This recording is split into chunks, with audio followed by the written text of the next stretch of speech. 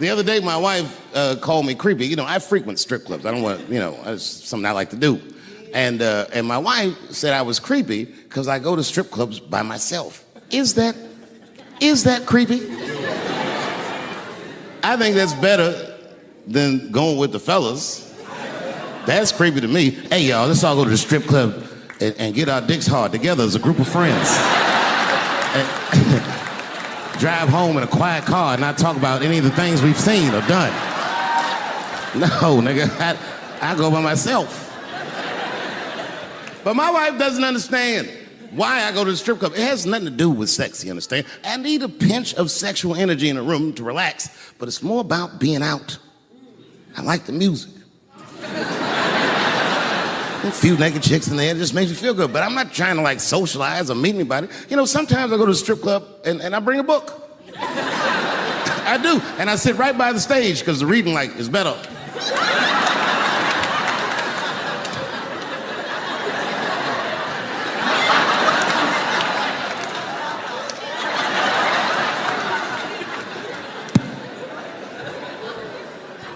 One time I went to a strip club, and this is weird. I don't know why. The stripper, for some reason, told me her real name. I know, so I left. She didn't understand. She was like, "Where are you going?" I was like, "Good night, Deborah." And you know what I said? That's all I said. First of all, I'll tell you right now what I said. And I will tell you that this was not a joke. It's a true story. And I just happened to tell it. All right, what happened was I went to a gallery party, all right? I don't know who in here has ever been rich before, but these are very nice parties. You know, wine and cheese and ball of conversation. And there was a few eccentric types, one of which was a very wealthy man that happened to be wearing a dress. I don't know what you call him, man. This is a tranny or drag queen, perhaps. Whatever it was definitely a man. And this man was definitely on drugs. I don't know what kind of drugs he's on, but I knew he had too much. He didn't look good. It's like this, he's like, he looked sick. And all his friends were standing around him, concerned, trying to revive him. I don't know what it looked like some kind of gay CPR. There was fanning and shit.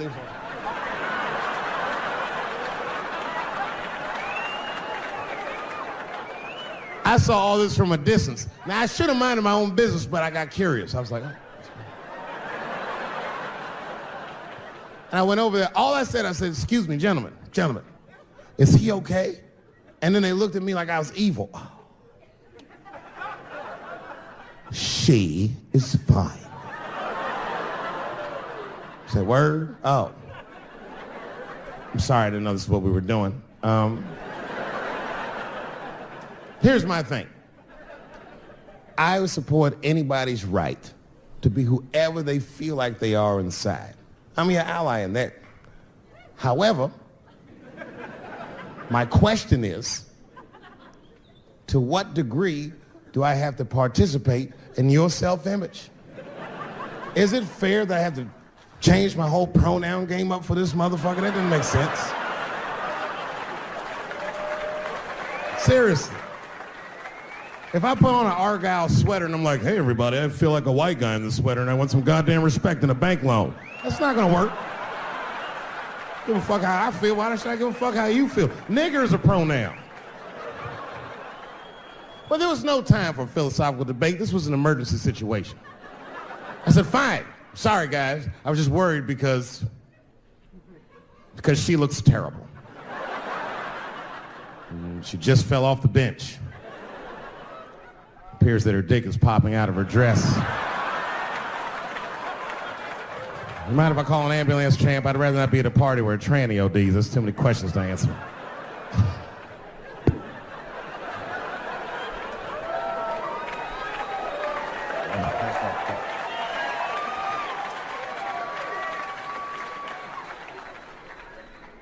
Okay, I've been through this before. I had a friend from high school. Now, in high school, this guy was a thug, right? He was a fucking dope boy. He did it all. He's a wild dude. People used to be very scared of him. And then after high school, word on the street was he'd come out the closet.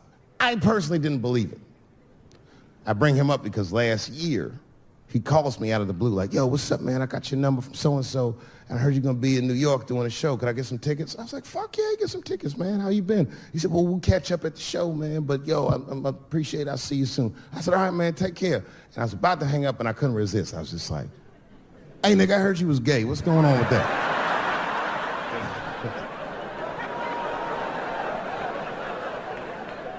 And I wish I didn't ask, because he sounded like he was dying to talk about that shit. And he had a long story about it. And it's not that I didn't care, but I was, I don't like talking on the phone. I was watching TV at the same time. So I just wasn't really paying attention like I should. But I was trying to sound supportive, but I didn't really know what to say. So I was just like mumbling shit throughout this conversation. I was just like, well, nigga, you gay, man. You just gay. Like,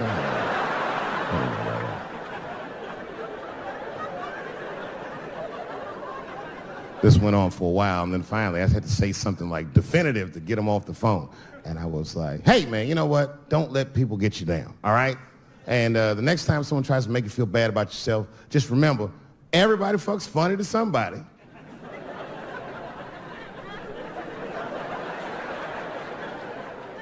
He didn't like that shit. He's like, what the fuck does that mean? I said, huh? He said, you saying I fuck funny, motherfucker? I said, no, that's not what I'm saying. I'm saying everybody's different. He said, you ain't say different, nigga. You said funny. What's so fucking funny about the way I fuck? And I said, hey, man, I fuck feet. He said, what?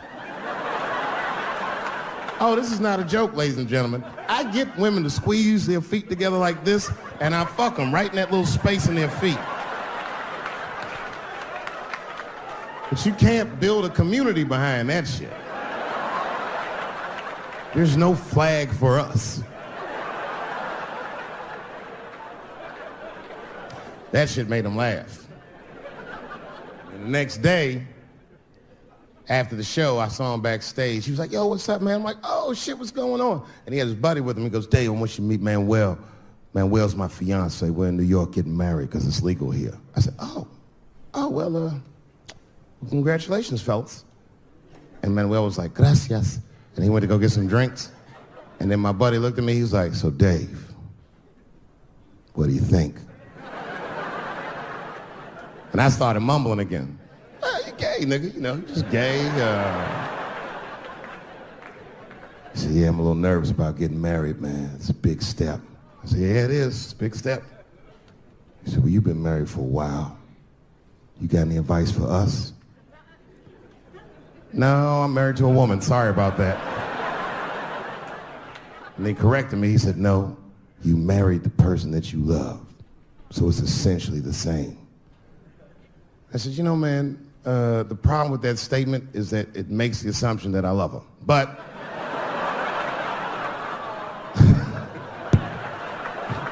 you guys lighten the fuck up. Of course I love my wife. She laughs at this shit. As a matter of fact, she eats and spends this shit.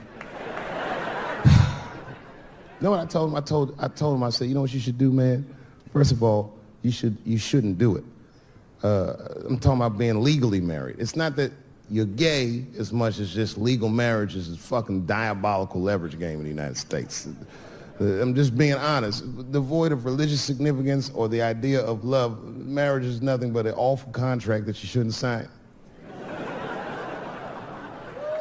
I'm just being real.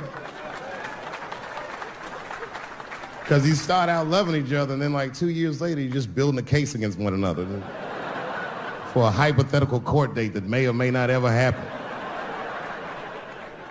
You throw being gay on top of that, that shit is explosive.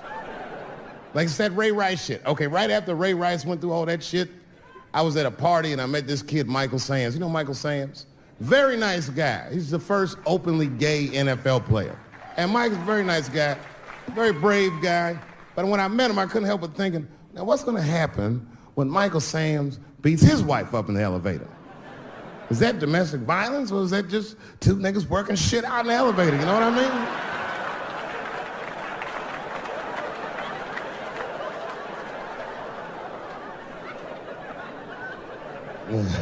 mean? Anyway, I give all married men the same advice, gay or straight. Get a dog. This dog will love you all the time, but she's not going to. It's real talk. I didn't even know about dogs, and my kids got the dog. They brought him home from the shelter, and I didn't even want him. They're like, "Can we keep him?" I said, "Nope." I said, "Where'd you even get this dog?" They're like, "We got him from the shelter." I was like, "Ugh. Probably something wrong with him.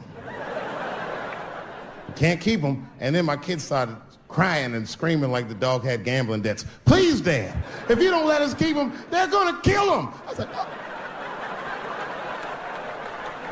All right, you can keep him." And this dog was a menace. I hated his guts. Then one night I'd smoked a bunch of weed and I was eating a sandwich and Baba came over. Baba's the dog. He came over and was staring at me. This will make you very uncomfortable if you're just looking at you usually.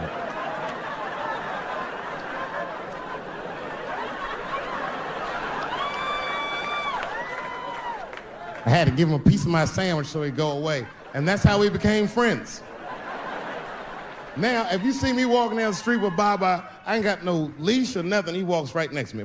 If I stop, he'll stop. And if I go, he'll go. And all my friends are like, "Yo, Dave, that shit is dope. How you train Baba to do that shit?" I've never trained Baba. Just a messy eater. If I drop food and Baba's not around, all I gotta do is call him. "Baba!" He's a black dude's dog, so he doesn't come right away. He peeks first to see what's going on.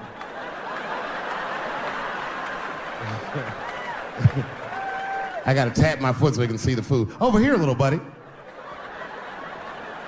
And he's like, "Thanks, Dave." And he'll come get it and run off. Thank you very much for being here. But before I start tonight, I just wanted to read a brief statement that I prepared. I denounce anti-Semitism in all its forms. And I stand with my friends in the Jewish community. And that, Kanye, is how you buy yourself some time.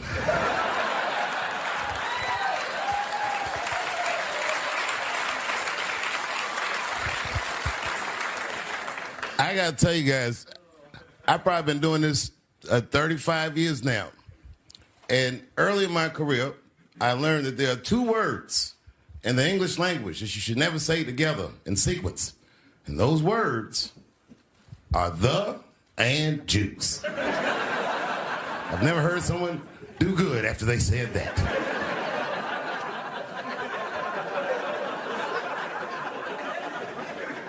Kanye's gotten into some scrapes before. Normally when he's in trouble, I pull up immediately. But this time I was like, you know what? Let me see what's gonna happen first. Let's just want to see where this is all going. I can't even remember how it started. Vaguely, I remember it started with a tweet, strange tweet. It was like, I'm feeling a little sleepy.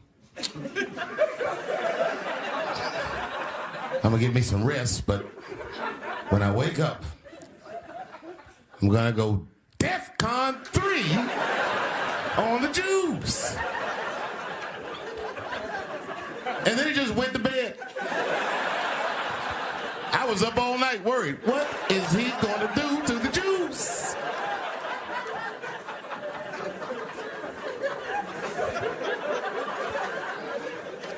I grew up around Jewish people. I have a lot of Jewish friends. So I'm not freaked out by your culture. I know a little bit about it just from hanging around. I'll be like, yo, let's go out at school tomorrow. They'll be like, we can't go out. It's Shanana tomorrow. I'll be like, where? What is Shanana? I had so many questions. Why do some of your people dress like Run DMC?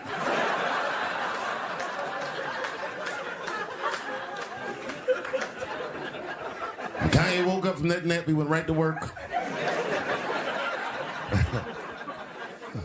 A year ago, I'd seen him on a podcast called Drink Champs, a great show, and it was an amazing appearance. Noriega and them were there, the rappers that I love, and they all had their gold chains and stuff on. And Kanye said, only millionaires wear chains. They said, what? He said, I'm a billionaire. Billionaires don't wear their money on their body. I tucked my chain and I said, oh, snap. That's right. It was a good appearance. It was fun and funny. But when he woke up, he went on Drink Champs again. This time, he was on one. He was mad about something. He said, I can say anti-Semitic things, and Adidas can't drop me. Now what? Adidas dropped that nigga immediately.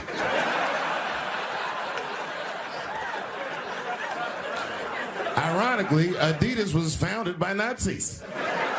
And they were offended. I guess the student surpassed the teacher.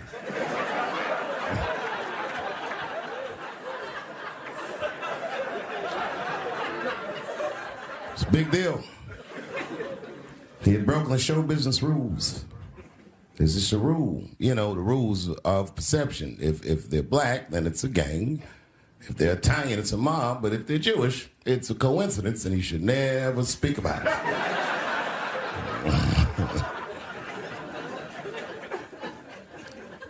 Kanye got in so much trouble, Kyrie got in trouble.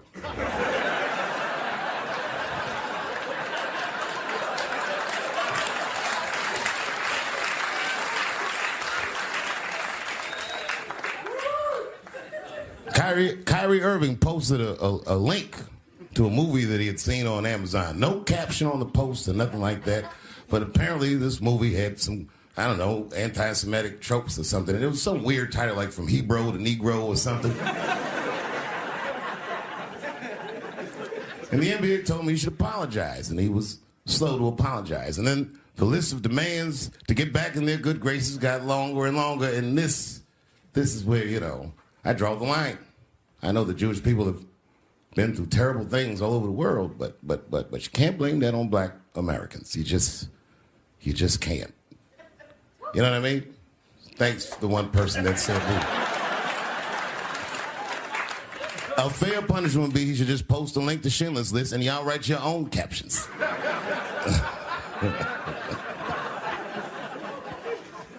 Kyrie Irving's black ass was nowhere near the Holocaust. In fact, he's not even certain it existed.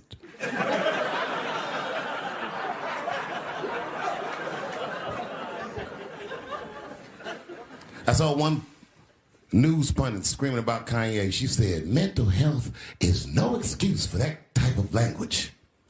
Yes, it is, bitch. You can kill somebody if you're mentally ill. Listen, okay, I don't think Kanye is crazy at all. I think he's possibly not well.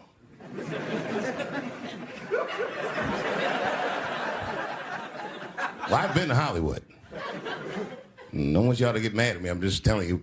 I've been to Hollywood. This was just what I saw.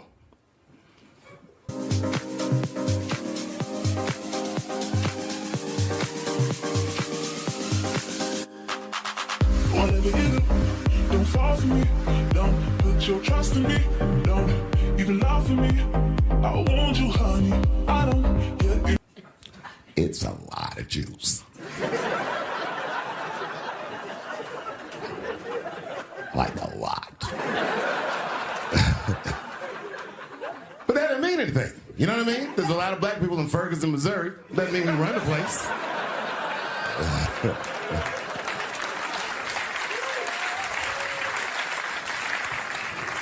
I could see if you had some kind of issue, you know what I mean? You might go out to Hollywood and your mind might start connecting some kind of lines and you could maybe adopt the delusion that the Jews run show business. It's not a crazy thing to think. But it's a crazy thing to say out loud in a climate like this.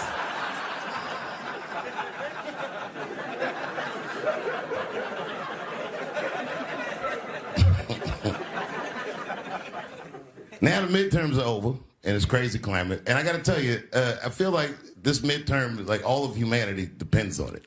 And it's an ominous sign. The most ominous sign of the midterms, I believe, would be Herschel Walker, who I don't want to speak badly of because he's black. But I have to admit, he's observably stupid.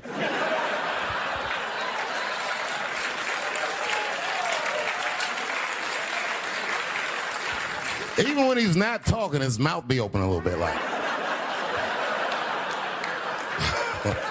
He's the kind of guy that looks like he thinks before he makes a move on tic-tac-toe.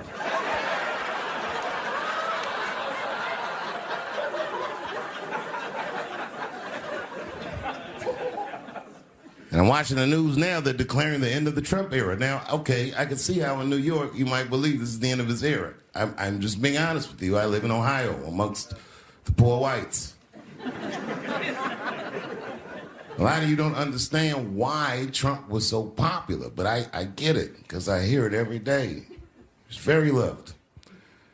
And the reason he's loved is because people in Ohio have never seen somebody like him.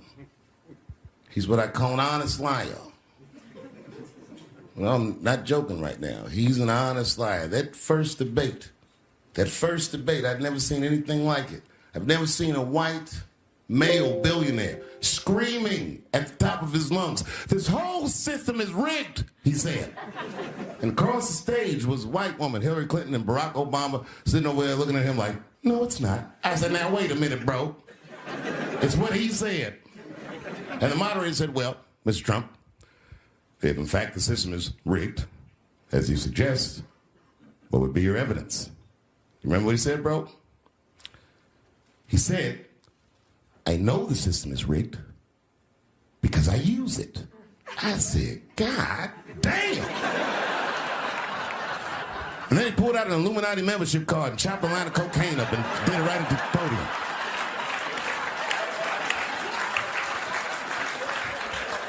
No one had ever heard someone say something that true. And then Hillary Clinton tried to punch him in the taxes. She said, "This man doesn't pay his taxes." He shot right back. "That makes me smart."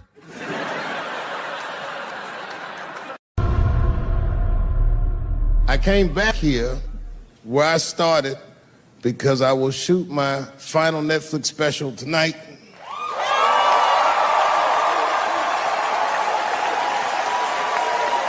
That's right. And after this shit, it's time to make America wait again. I've done too well. You know, if you black in show business and do too well, it's scary, nigga. Like, you gotta get the fuck out of the casino while the getting's good, while you're still winning. If you don't walk away from the table, well, that's how niggas get Kevin Harted. You already know. That's my man. I'm just saying, if he got a sex tape out, well, it's just a matter of time for me.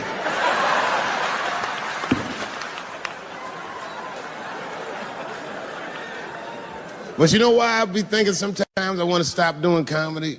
And you know, I don't want to sound like a braggart saying this, but the real reason I want to stop is because I'm too goddamn good at it.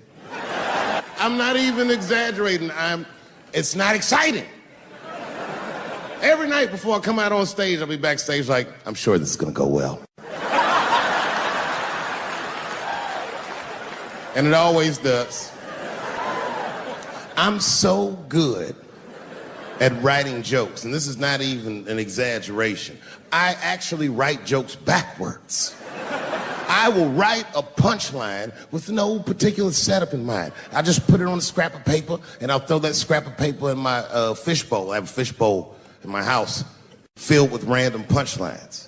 And every once in a while, I'll shake the bowl, and I'll dig in there and just pull one out and see if I can make that shit work. And I picked one for this special. It's not an easy punchline to pull off. Are you ready? Yeah. Here it goes. The punchline is, so I kicked her in the pussy.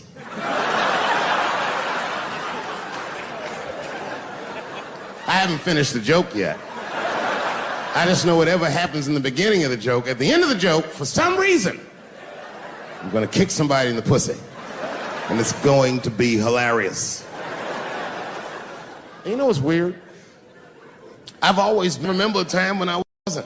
You know, when I was growing up, I was probably about 8 years old, and at the time, we were living in Silver Spring. Yeah. Yes. Common misconception about me in D.C. A lot of people think I'm from the hood. That's not true. But I never bothered to correct anybody because I wanted the streets to embrace me.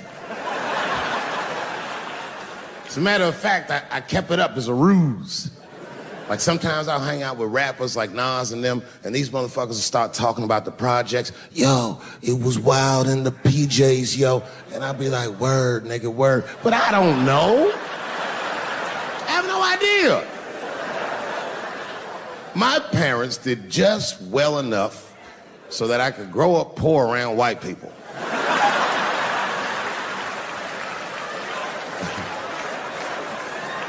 And to be honest, when Nas and them talk about the projects, nigga, I used to get jealous because it sounded fun. Everybody in the projects was poor, and that's fair.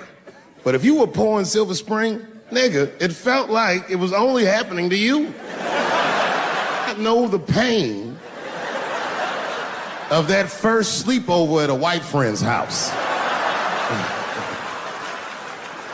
And you come back home on Sunday and just look at your parents like, y'all need to step your game up.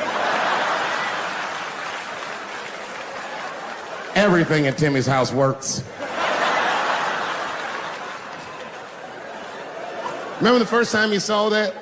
In a cold winter, and you'd be at a white friend's house and see the motherfuckers in their living room without their coats on?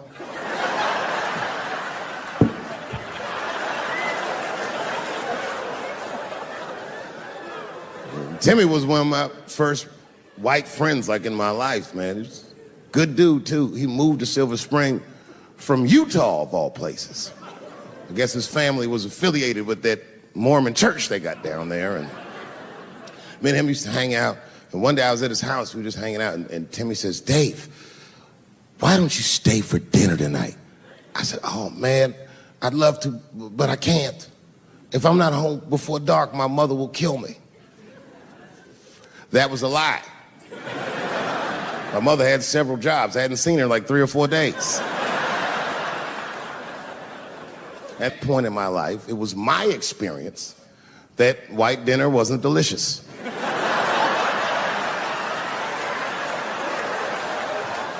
I'd rather go home and fry some bologna or some shit like that.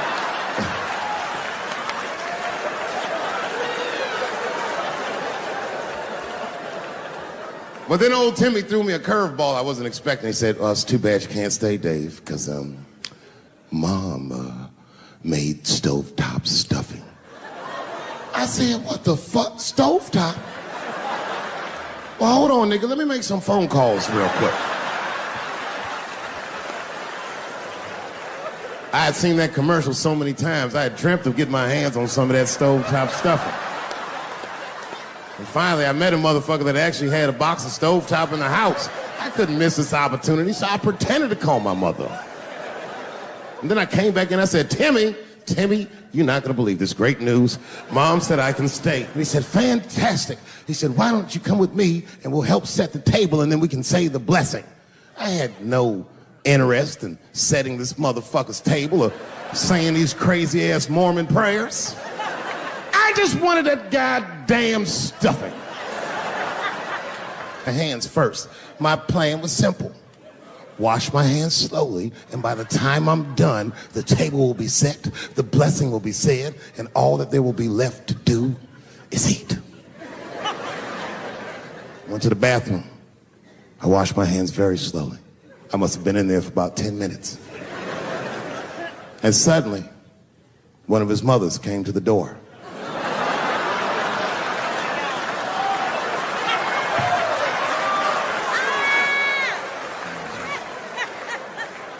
She was like, hi, David, right? I said, yes, ma'am.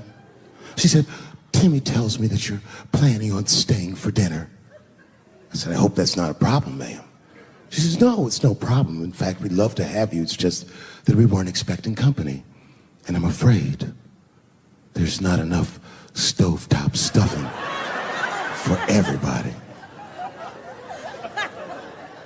So I kicked her in the pussy. Bam! Ladies and gentlemen, I told you I'm dope, nigga. I told you what I was gonna say and you still didn't see it coming. And that's why I make the big bucks.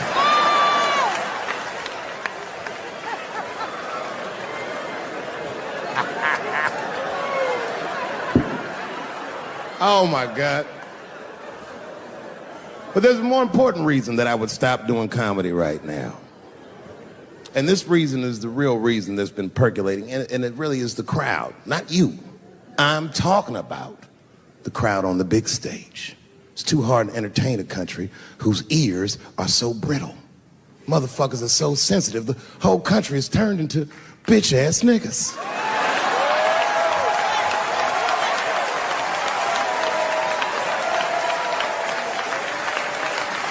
Everything you say upsets somebody. You know, I can remember when it all started. It was when I was doing Chappelle's show. When I was doing Chappelle's show,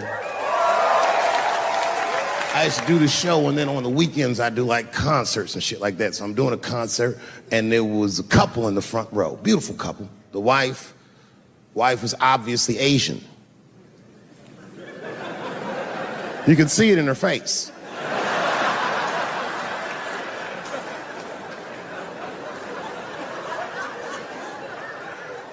The husband, this motherfucker was mysterious, to say the least. Couldn't quite pinpoint where he was from. Caramel-colored fella, very nice hair, but he could have been from anywhere. Bangladesh, Mexico. I can't guess with a nigga like this. All I knew for sure about this guy is that his wife was a bitch. I could see that in her face, too. No, he was laughing and having a good time, and she was scowling at me at a goddamn comedy show. I couldn't figure it out. And then I realized at some point that she was pregnant, and I was smoking on stage. I said, oh my God, that's probably why she's mad. So I started to put my cigarette out, but then she hit me with one of them fake non-smoker calls. So I just kept smoking. I thought to myself, bitch, that baby will be fine, relax. And I tried to break the tension. I just asked her. That's all I said. I go, hey, where are you guys from anyway? And I could tell that she was on to me. She goes, very condescendingly, she says, I'm from California. If you're asking my ethnicity, I am Chinese. He was like, I'm Mexican, bro. I said, well, I'm sorry if I offended you by asking, but you're a very beautiful couple. And miss, there's no question that you're going to give birth to the hardest working baby this world has ever seen.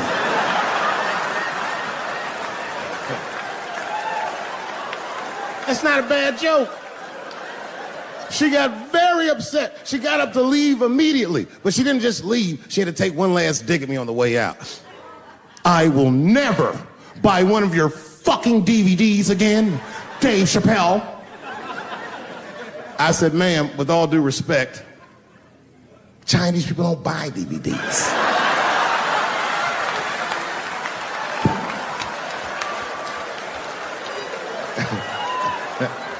And the crowd went crazy. We were all laughing, having a good time. I didn't even think anything of it.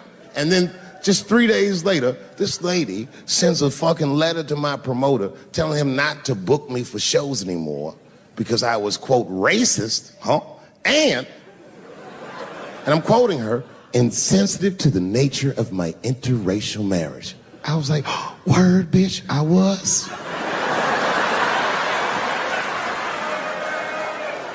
If she would know that I myself am in an interracial marriage. That's right. In fact, my wife is Asian too. Surprise, bitch, I'll see you on Thanksgiving.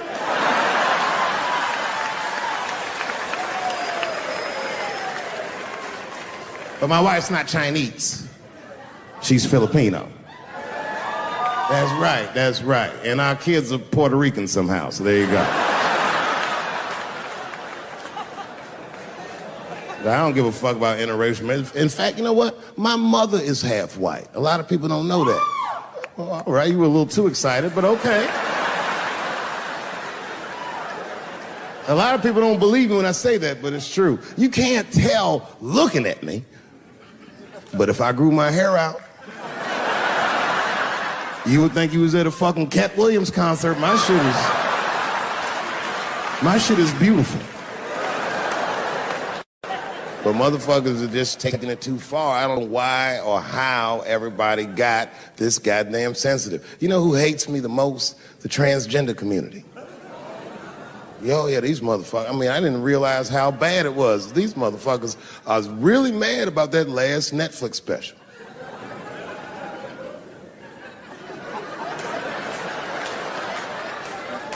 It's tough, man. I don't know what to do about it because I like them. I always have. Never had a problem with them. You know, just fucking around. As a matter of fact, I think I make fun of everybody, and I mean, as a group of people, they have to admit, it's kind of fucking hilarious, man. I'm sorry, bro. It's like, I've never seen somebody in such a hilarious predicament not have a sense of humor about it. They're born feeling like there's something other than they're born as, and that's kind of funny, you know? I mean, it's funny if it's not happening to you. It's like that white black bitch that's in the news all the time. Rachel Dolezal. She's a white woman, but then she dressed up like a nigga and shot her way up to the very top of blackness. And I always wanted to meet her just so I could understand. I just wanted to like have dinner with her so I could just look in her eyes and call her a nigger to her face. The fuck is that bitch talking about? I identify black. That is trans talk, ladies. Stop biting. Stop biting. There's a big difference between her and a trans. The difference between her and a trans is I believe transgenders. I don't understand them either, but I know they mean what they say. Them niggas cut their dicks off. That's all the proof I need. I've never seen somebody just throw their dick away. Don't need it.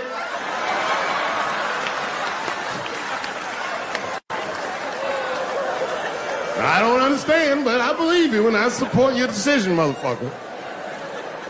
But how far is Rachel willing to go? What is Rachel willing to do so that we blacks can believe that she believes she's actually one of us? Bitch, are you willing to put a lien on your house? Invest in a mixtape that probably won't work out?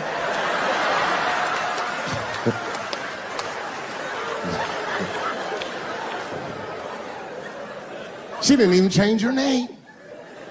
Didn't even change her name. Her name is Rachel. I can't believe in that name.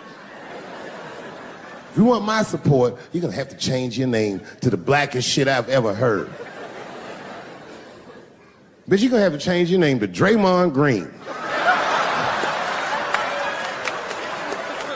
I don't know a blacker name than that. That shit is black on paper. If you type Draymond Green into Airbnb, that shit will log off automatically.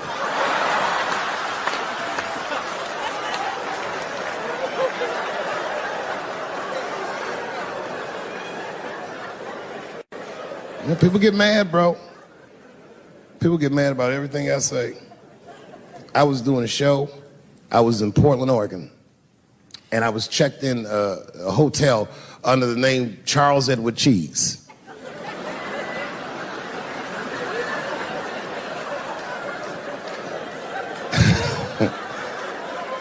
I came back and there was a note. It was like a letter on my desk. It was addressed to Mr. Cheese.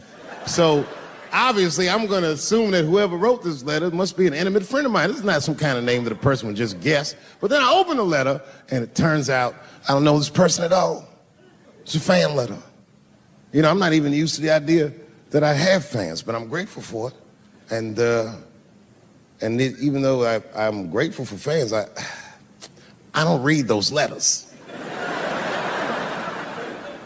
It'd be nice if I did, but realistically, it's like, what am I, Santa Claus, nigga? I don't have time for this. Like, got shit I want to do. I'm trying to chill. Read all these dreams and wishes from strangers, but I read it. I'd already opened it.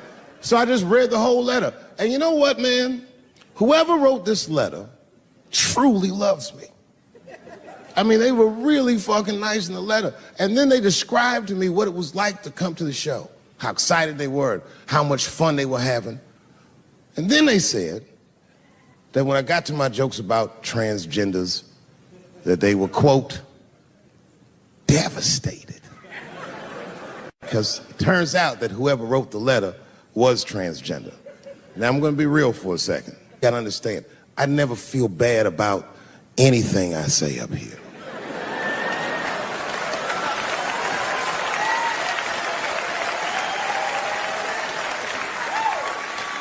And I would never admit this to you if I hadn't locked your phones up. But it was the weirdest thing. Like, when I read this letter, the shit made me feel bad. I didn't feel bad about what I said, you understand? I felt bad that I made somebody else feel bad. To be honest, I don't even know what I said that upset that person. I have so many transgender jokes.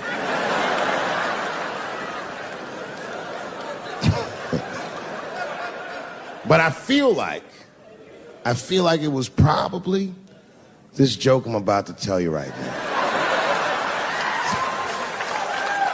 And it's not even that bad of a joke. It's a true joke. I mean, it's not true, but I had read in the paper that Caitlyn Jenner was contemplating posing nude in an upcoming issue of Sports Illustrated. And I know it's not politically correct to say these things, so I just figured, fuck it, I'll say it for everybody else. Yuck. Oh, sometimes I just want to read some stats. I don't know why you're gonna cram some man pussy in the middle of the sports page like this. I just didn't think that was the place for it. But I wasn't saying anything like Caitlyn Jenner's a bad person. I'm not mad at her for doing it. Not even mad at Sports Illustrated. If I'm mad at somebody, I'm probably just mad at myself. You understand? Because deep down, I know that I am not strong enough to not look at those pictures.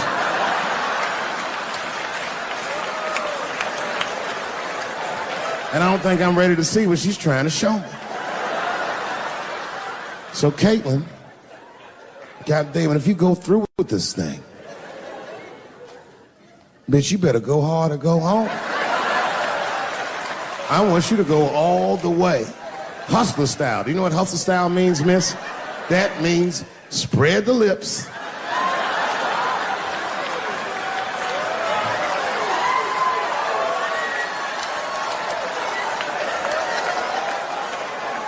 I hope she spreads her lips and there's an itty bitty dick inside. Ah! The show is behind the curtains.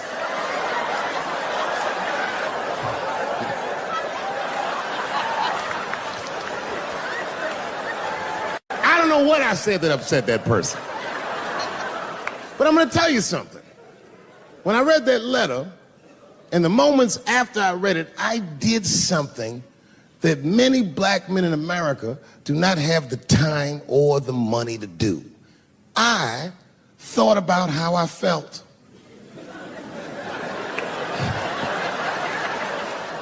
Asked myself a very basic question that I don't think I ever directly contemplated. I said, man, Dave, if you're writing all these jokes, do you have a problem with transgender people? And the answer is absolutely not. The fuck do you guys think I am? I don't understand all the choices that people make. But I do understand that life is hard and that those types of choices do not disqualify you from a life with dignity and happiness and safety in it.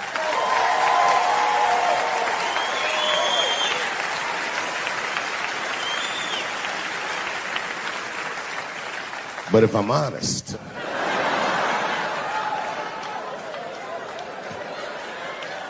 my problem has never been with transgender people. My problem is transgender people. I just feel like these things should not be discussed in front of the blacks.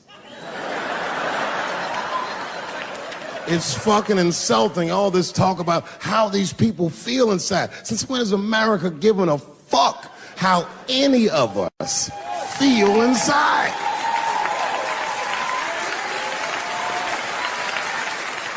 And I cannot shake this awful suspicion that the only reason everybody is talking about transgenders is because white men want to do it. That's right. I just said that. If it was just women that felt that way, or black dudes and Mexican dudes being like, hey, y'all, we feel like girls inside, they'd be like, shut up, nigger. No one asked you how you felt. Come on, everybody, we have strawberries to pick. It reeks of white privilege. You never asked yourself why it was easier for Bruce Jenner to change his gender than it was for Cassius Clay to change his fucking name?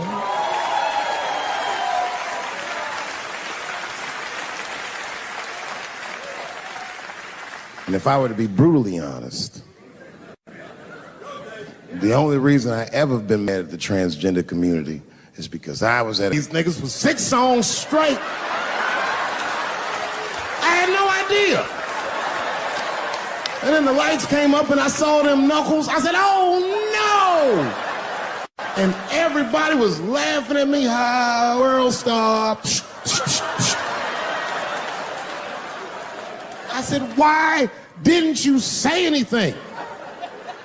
And then I heard that sultry voice. I didn't say anything, Dave Chappelle, because I was having a wonderful time.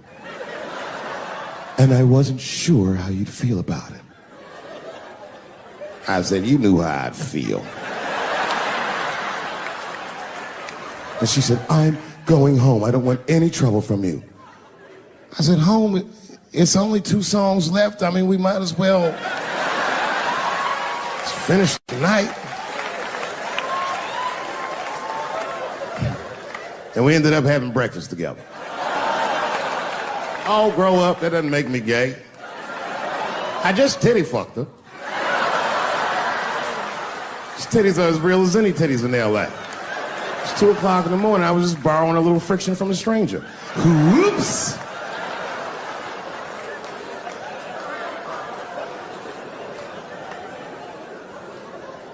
It's the madness of youth. It's the types of mistakes that a man makes when he's young. I wouldn't even know that it's necessarily a mistake. It was a wild night out. But I don't do it like that anymore. I'm old. I'm 44 now. Hey. It's the first time in my life I've ever started to physically feel my age. It's tough, man. You know how I know I'm getting old? This is embarrassing, but I was in my hotel room. I'm not gonna lie, I was jerking off, and I was really sweating it out. And this is when I knew I was old. I just gave up in the middle, nothing even happened.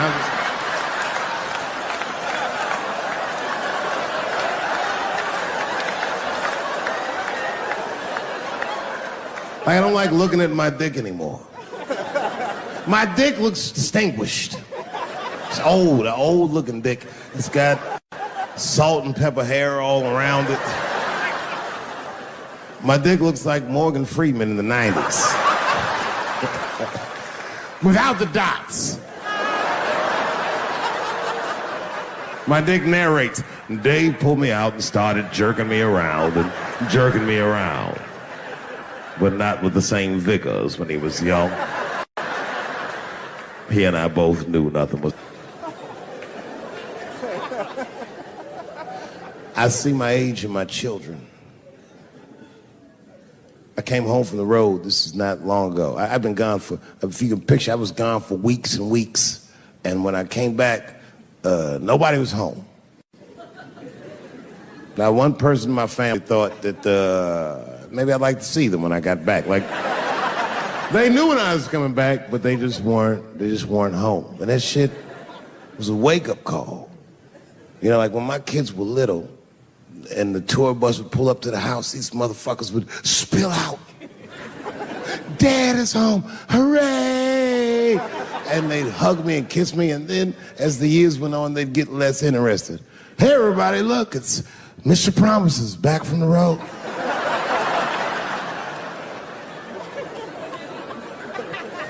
But empty house, that's some cold shit. And I went into my oldest son's room. I was like, hello, hello. He was gone. And I'd never done this to him before, but for some reason I just did it. I just looked through his shit. just to see who this motherfucker was becoming.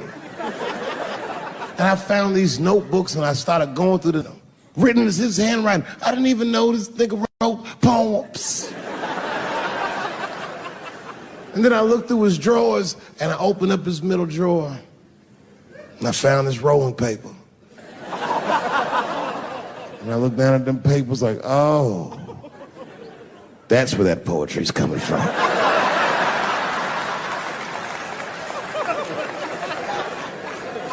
And that shit broke my heart. I mean, I smoked weed, but I mourned my son's innocence. And I cried a little bit. And I took his papers upstairs to my room. Rolled some weed that I'd hid from the family. And I got really high. And then I got paranoid, so I put his papers back how I found them. So he wouldn't know what I was up to. This nigga won't even know that that happened until he sees his special. Yeah, nigga, I found your papers.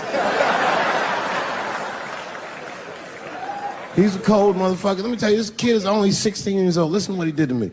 This motherfucker calls me up in the middle of the night. It was 1 o'clock in the morning. He goes, Dad, don't be mad. I knew something was, what's going on? He said, listen, I'm fine. And don't forget, you told me to do this.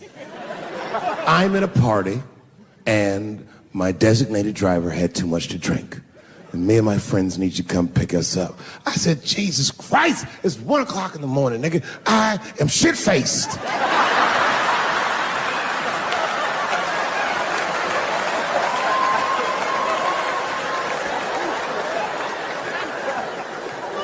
But I figured, fuck, it's better me than some kid.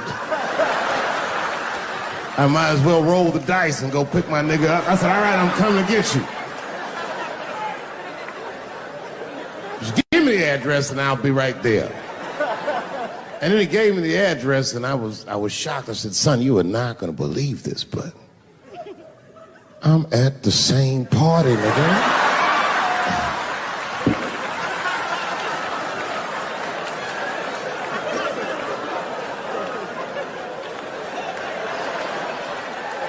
They grow up fast, don't they?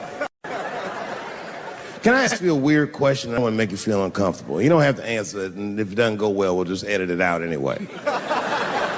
Is it weird to be the only white people in a row?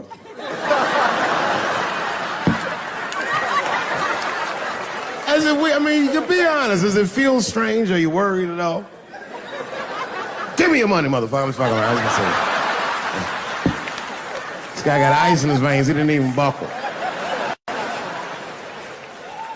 You know, like many black men my age, the first time I voted was 8 years ago. Right. I saw Obama on TV and said, oh, I'm voting for this nigga. I remember the day I voted for Obama. I voted in Ohio, and my vote matters in Ohio. Ohio is a battleground.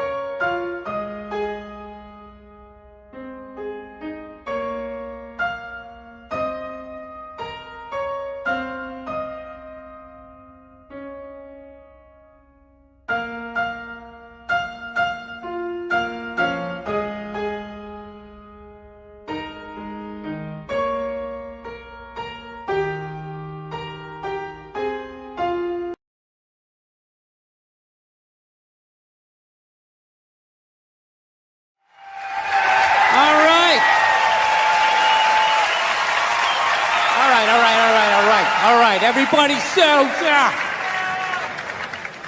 I want to get a gun. I do. I really do. I never had that feeling before till I moved out to Los Angeles. This city just messes with your mind, you know? It's overpopulated, technically doesn't have a water supply, right? The dollar's crashing.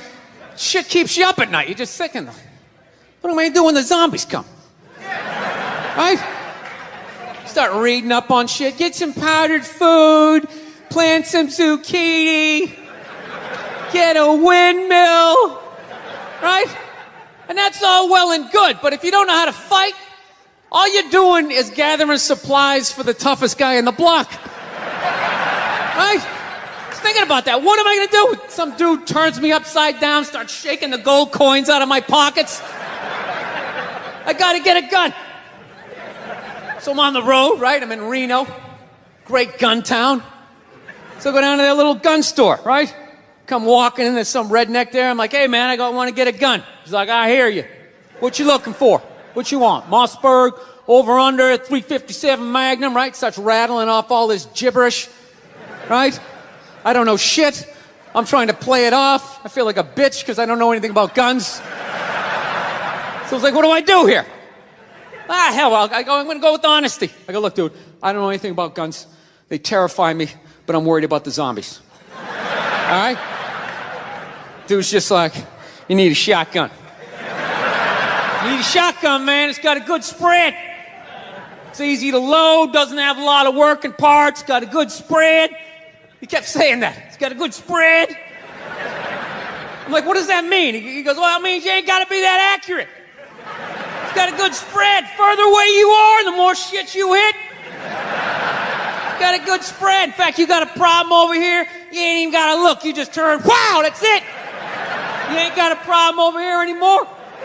Anything that was even remotely a problem ain't there anymore. Trust me. And then these people here, they saw what you just did here. You ain't got a problem here either. Feel me? 90 degrees taken care of right there. One shot. These people get smart, flip it over. Wow, that's it. It's got a good spread. So I'm like laughing my ass off. I'm like, dude, look, I just want to shoot the guy. I don't have to do a bunch of drywall work, you know? Reframe my diploma, get my parakeet another friend, you know? I just want to shoot the guy. So I'm like, you know, how about one of these pistols? So he does like that classic, like that redneck trailing off thing, like, you want a pistol? Go ahead, get a pistol.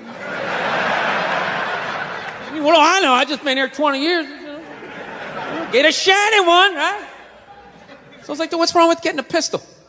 He goes, I'll tell you what, buddy. Because life ain't a movie. You feel me? I'm like, no. Can you please stop speaking in these backwards riddles?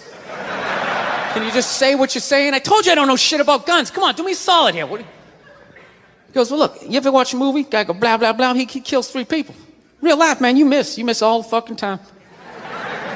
You miss enough times, man, you're empty. You might as well just be standing there with a big stapler in your hand. Man, what you gonna do? I was like, well, fuck it. Let's get the shotgun. So he's all ready to box the thing up, and then I'm like, wait a minute. I live with my girl. I can't just show up with a shotgun, right? That's not some shit you can just come home with. If I found this stool on the side of the road, I can come home with this. Look at it. We can refinish it. We can carve our initials in it. We can have a good time, right? You can't just show up with a shotgun. Hey, I got it for us, right? One barrel for you, one for me? No. So she kiboshes the whole thing. Till the other night, somebody broke into our car, sitting in the driveway. Starts fucking with her head, right? So she starts reading up on guns, you know? She's reading too much, because now she wants to get one, but she's just like, well, I heard you got to keep the bullets in the safe, keep the stock in the garage. And then what? I run around the house and assemble it. There's some dudes chasing me with an axe. You know, even thinking this thing through, sweetheart. Just running around. Where's the scope? It's in the living room. He's in the living room. No, we're getting this thing. I want that fucking thing loaded right on the bedroom wall, right there. I'll put that thing up my jam sleeves, just like that. There's no other point. That's funny though, when you talk about getting a gun, you know? People like, they either totally for it or completely against it. You know, they either go nuts and start screaming, right? Or they start throwing out those stats. Yeah, actually, you increase your chances of getting shot by 80% the second you get a gun in the house. Really? What, because I'm going to load it and shower with it? Like, The fuck? I know it's dangerous. You get a pool in your backyard, you immediately increase your odds of drowning in your backyard, right? You couldn't do that before, now you step on a rake, in you go. No, I'm telling you, I don't buy into any of that shit. Stats are so fucking stupid, you know? Not that they're stupid, it's the way people apply them. You already have your mind made up, and then you go to I'mRight.com, and you start memorizing a bunch of shit, and then just throw it up at people. This guy tried to get me to go scuba diving. I go, I'm not going, I don't want to get eaten by a shark. He's like, well, actually, 90% of shark attacks actually happen in shallow water. It's like, no shit, it's where the people are. Now, it's called the beach. 90% of people are frolicking along the coastline. It's like there's people swimming to Europe. Let's go to Iceland, you pussies! Right? I don't know.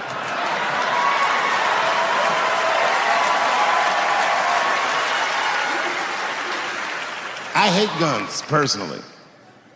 I can't stand them. Yeah, but I have several.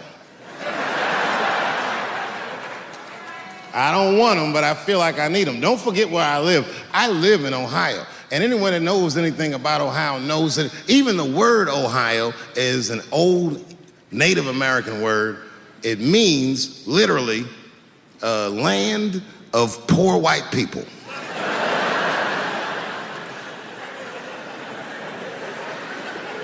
And I don't know what's going on down here, but in my experience, poor white people love, and I mean they fucking love, heroin. They can't seem to get enough of it. I didn't even know what I was looking at first. I was just driving like, why are all these white people so sleepy out here? These things.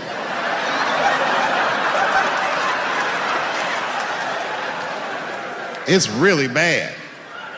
As a matter of fact, I was coming out of a nightclub the other night in Dayton, and I'd parked my car in the alley, and no one was out there. I didn't have no bodyguards or nothing. I was home. I figured everything was fine. And as soon as I opened my car door, all by myself, suddenly one of these heroin-addicted whites just pops out of a trash can. It scared the shit out of me. I screamed, ah!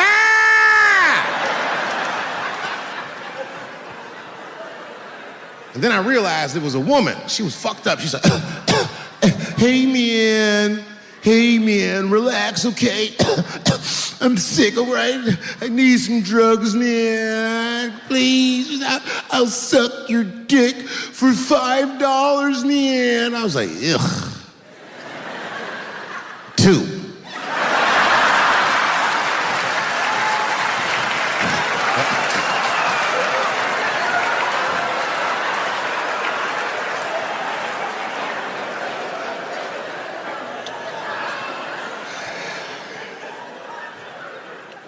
Obviously, I'm joking.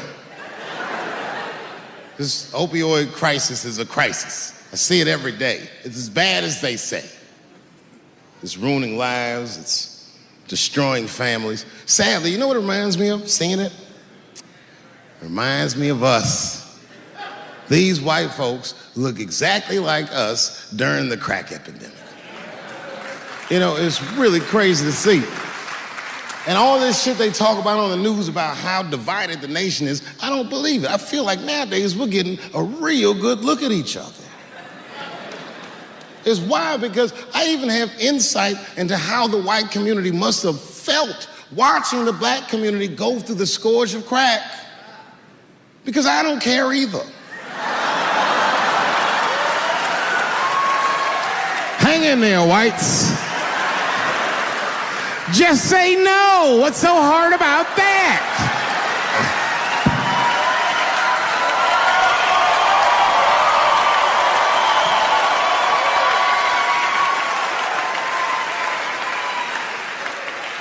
Remember when y'all said that to us? But it's okay. There's no grudges. Now you finally got it right. Once it started happening to your kids, you realize it's a health crisis. These people are sick.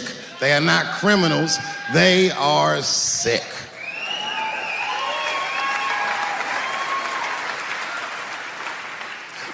it as it may, I'm armed to the teeth. First gun I bought was a 12-gauge shotgun. I didn't want the gun. Remember, though, I'd moved to a farm, and I was sitting there on the porch, and I see a white dude walking across my property, entitled, like he's supposed to be there. He had a rifle over his shoulder, too. Ain't that a bitch? I said, what the fuck is this guy doing on my property? I was mad as shit, but I was unarmed. So I ended up just waving to this motherfucker like a bitch. I was just like...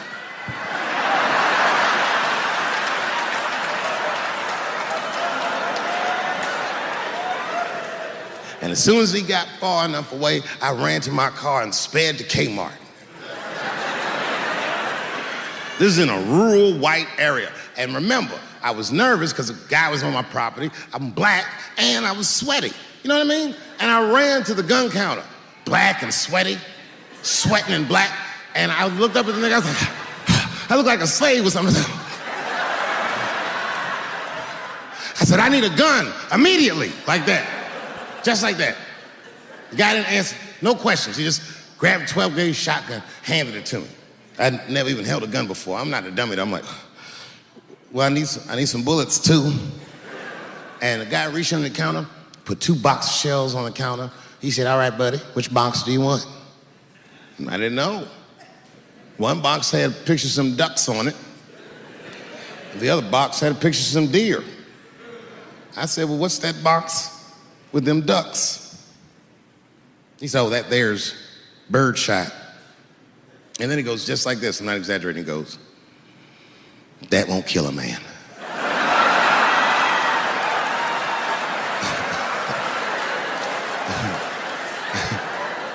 He said, it'll just pepper him up nicely. I said, what the fuck?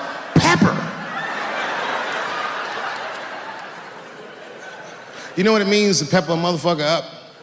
It means that when the shell explodes, hot BBs will shoot out of the barrel of the gun, not killing a motherfucker, but penetrating their skin and shallow flesh. Boy, that's gotta hurt. Hot BBs? Ha ha!